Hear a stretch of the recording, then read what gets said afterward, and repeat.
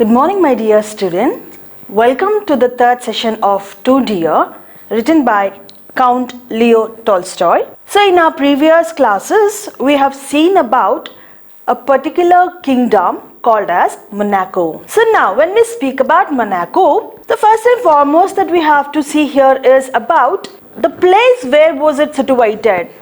It was situated the borders of France and Italy on the shore of Mediterranean Sea. Coming to the overall population of this particular place so called as Monaco, there were about 7,000 people who stayed in this country or in this place called Monaco. Now, when we move on, we even saw about the land. They would have not got an acre of land per head. It was less than 7,000 acres. Now moving on to the courtiers, the palace, ministers, bishop, general and army, everything was there in this kingdom but less in number. The king had all sorts of luxuries in his life. And then in order to look after himself, in order to look after his courtiers, generals, ministers, etc., he wanted a kind of a revenue. So what he started to do? He started to collect tax. Later, after collecting the tax that was not sufficient, he thought it over. So there, he thought of a special revenue which came from the gaming house or gambling, or in Kannada we say it as juju. Here we have to see that the German sovereigns has forbidden, they have prohibited the gaming house in their place. But the King of Monaco gave permission such that he can earn from that a kind of a special revenue. So now people come over here, they pool money, they go back. Whether they win or lose, the keeper and the king is least bothered. They are worried about their income. So the keeper always gained. Is least bothered whether you win or lose. And from the amount that the keeper got, he used to give a large sum to our prince. And then, he's giving a kind of a justification where he speaks about a proverb which says, you can't earn stone palaces by honest labor. And then he has all sorts of a ceremony. He has got all sorts of comforts in his life. Till now, Monaco did not have any sorts of a problem. Monaco was considered to be as peaceable, the place where people, love peace. There was no hatred kind, they did not fight, nothing. Here, there was a problem. What was the problem? The problem was, few years ago, someone has murdered. So I've already told you that earlier, they did not have any sorts of this problem. But now, they have a problem, a murder. Now what to do? First time, someone has committed murder. What decision to take up? So the king called for the ministers, judges, jurymen, barrister, prosecutors, everyone. As they were sitting together, they started to have a sort of an argument. They started to have a sort of a conversation. After that, they came to a conclusion. The conclusion was, let the head of the criminal be cut off. It's nothing but death sentence. So we all have gathered, we have given a decision. Who has to accept it? The king has to accept it. Looking at the sentence is the judgment. Looking at the judgment, the prince says, if the fellow must be executed, execute him. But again, there's a problem. What is the problem? They don't have a machine and an expert. So they are writing a letter to the French government. The reply came in. In the reply, the French government said that the cost of the machine, it's the guillotine machine, and an expert costed 16,000 francs, which is too much. As I've already told you, it's a tiny little kingdom and the acre of land was less than 7,000. They were asked to pay tax. On top of that, if they are asked to pay extra amount, do you think people would be quiet? Definitely no. So they reject the plan. They think about writing the letter to the brother monarch, that is to Italy government. A reply came in. They gave three things: machine, expert, and the traveling expenses. Altogether, it came to 12,000 francs. Again, it was too expensive. They were not able to pay so much. The second solution was also not successful. Moving on to the third one, let us call the general, let us ask any of the soldiers to cut off the head. That is what they are being trained. So the soldier says, no, this is not that we are being trained. And what else are we being trained? We are trained to kill someone if they harm our life, not simply. So they say, no, we cannot. Again, the third one is ruled out. Now, let us deal with the text. What was to be done? Again, the minister considered and reconsidered. They assembled a commission and a committee and a subcommittee, and at last they decided that the best thing would be to alter the death sentence to one of imprisonment for life. I repeat, to alter the death sentence to one of imprisonment for life. This would enable the prince to show his mercy and would come cheaper. So here, the three things is ruled out. They wrote letter to French government, Italy, and they asked the soldier. It was too expensive. So again, the commission was called, committee was called, subcommittee was called. All of them are sitting together. They are discussing what to do. It's too expensive because first time that something has happened in Monaco. So now all of them are sitting together and they have come to a conclusion, and the conclusion is to alter the death sentence. What's the meaning of the word alter? Alter is nothing but to change the death sentence to one of imprisonment for life. One of imprisonment for life means to say throughout your lifetime you should be behind the bars. So when they gave this decision, people could think that our king is so kind, he's so merciful that he showed some kind of a mercy to the criminal. But actually the thing is, they wanted something cheaper. So outward look for the people, they would think that the prince has shown a kind offer mercy to the criminal. Look at the sarcastic way that Leo Tolstoy is trying to tell the readers. So they have changed the sentence, that is the judgment now, from death sentence to life imprisonment. Now, the prince agreed to this, and so the matter was arranged. The only hitch now was that there was no suitable prison for a man sentenced for life. So now the sentence itself is changed. Now what the prince, looking at the judgment, he says, okay, if you feel that it should be altered, that is from the death sentence to life imprisonment, all right, let us continue with it. But again, there is a hitch. As I already told you, the meaning of the word hitch, it is nothing but the problem. What is the hitch here in the imprisonment of life? They did not have a strong prison. They don't have a place to keep this fellow. Which fellow? The criminal.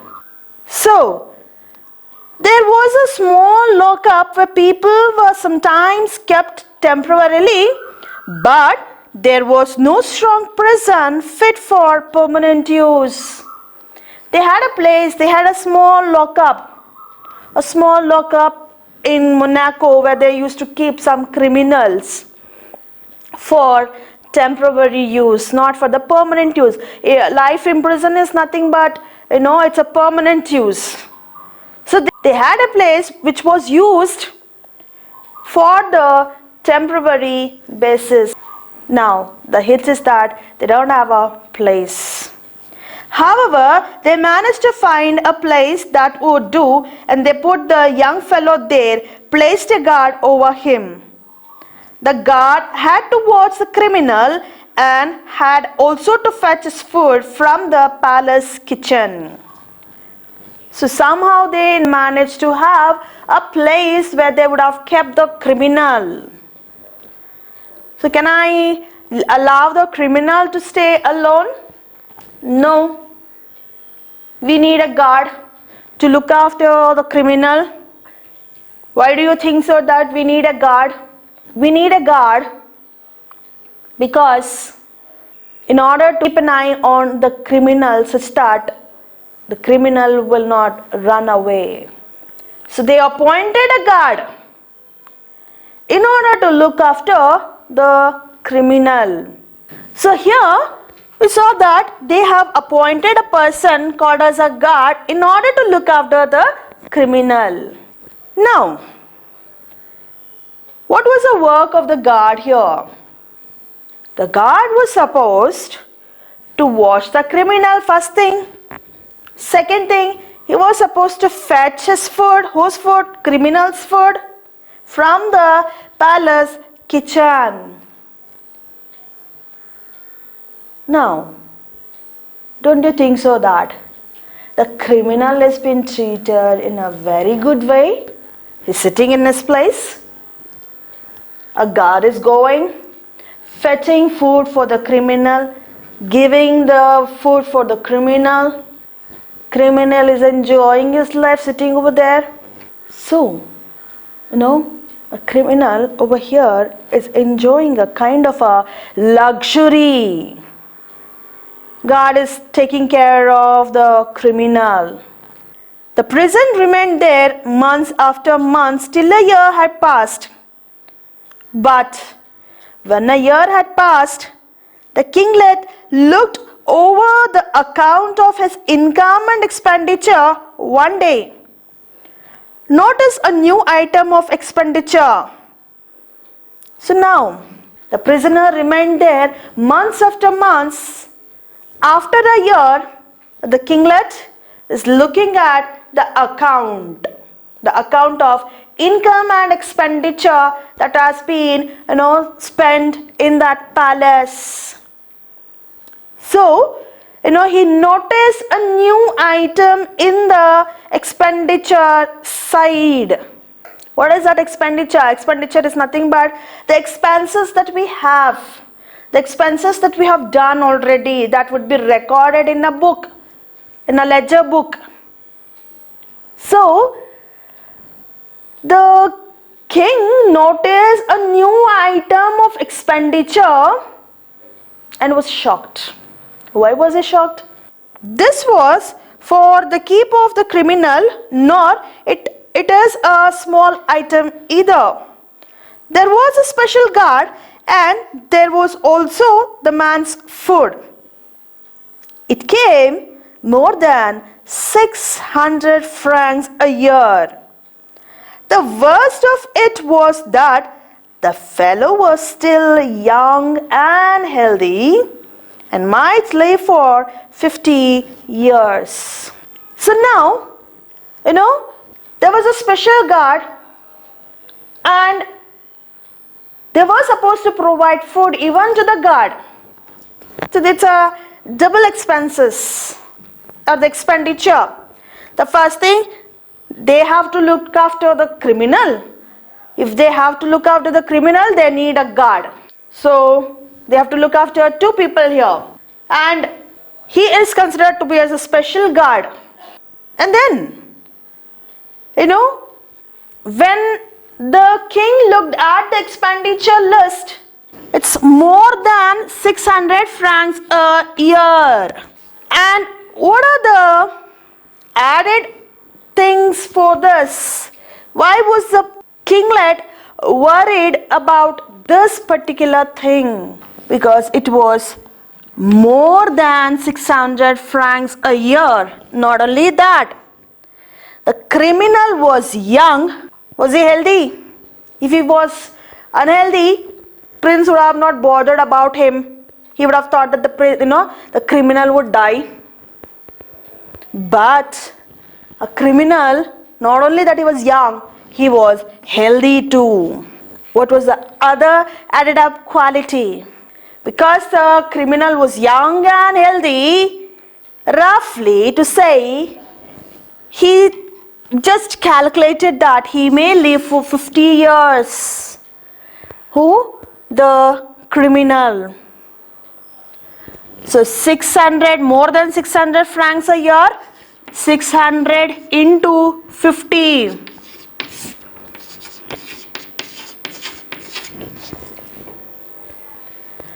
30,000, or I can say it as more than 30,000 francs. So which is cheap? 16,000 francs, 12,000 francs, or this. And another thing that you have to see here is, suppose if at all if the criminal falls sick, who should look after? Again, it's the king. So it's more than 600 francs a year. So looking at all these things, our king wanted something in a cheaper way.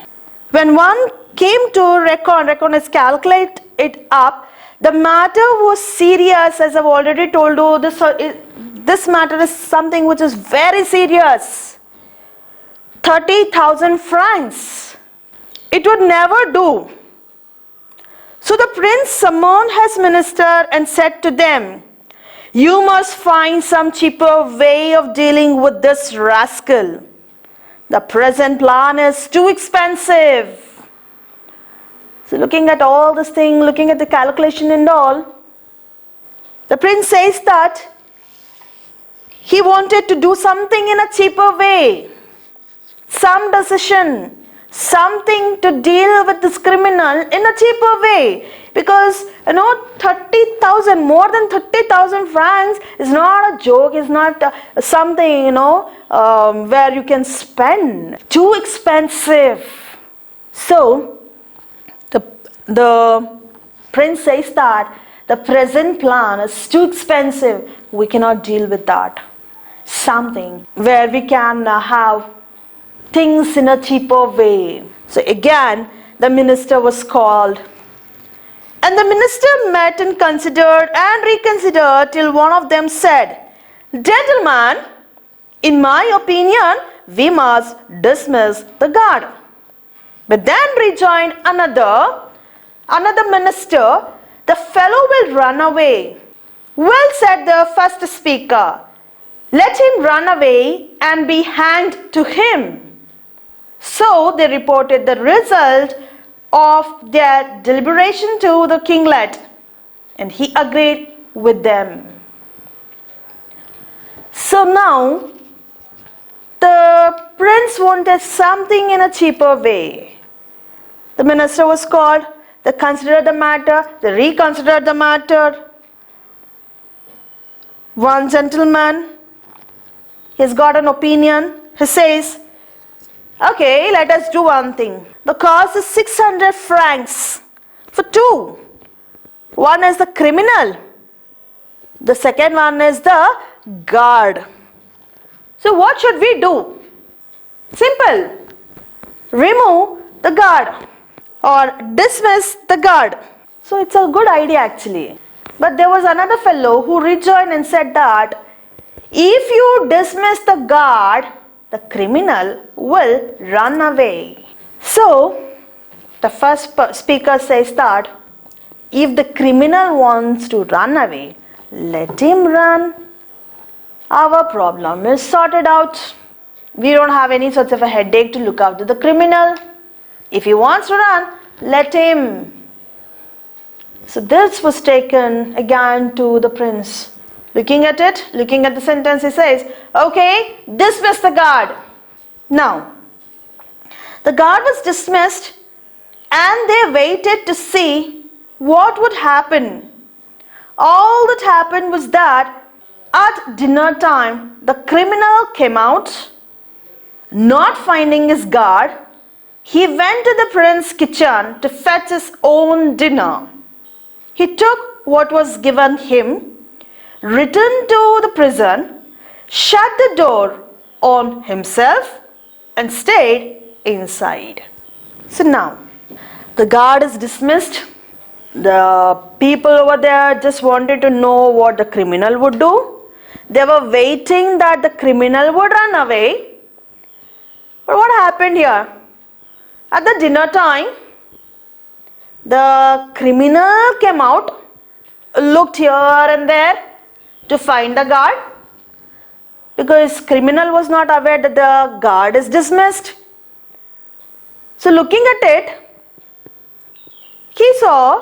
when the criminal saw that the guard was not there, he came out, went straight to the prince's kitchen, took the dinner, whatever was being given to him,